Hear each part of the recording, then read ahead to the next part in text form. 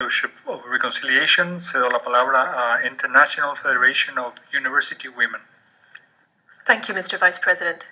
The International Federation of University Women expresses concern at the barriers that Indigenous girls and women face in regard to completing secondary and tertiary education. The education gap between Indigenous people and mainstream populations remains critical.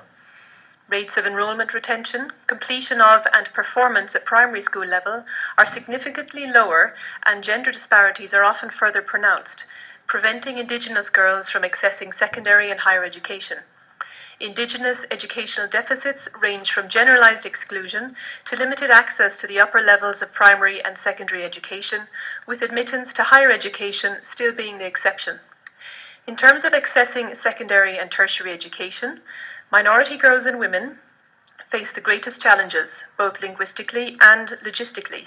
The major shortcoming is that formal school systems rarely reflect the realities of Indigenous livelihoods or traditional educational systems.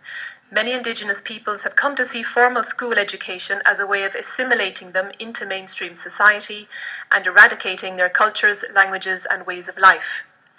When Indigenous school children are introduced only to the national discourse at the expense of their native discourse, they're in danger of losing part of their identity and heritage.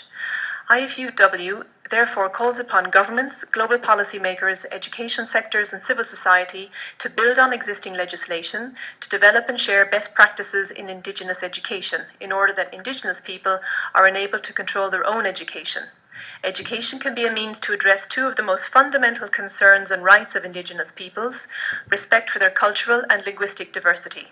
Education based on a mother tongue curriculum will enable girls to stay on in school past primary and into secondary and tertiary education, empowering girls and women to better realize their rights, determine their life outcomes, and influence decision-making in households, communities, and societies. Thank you.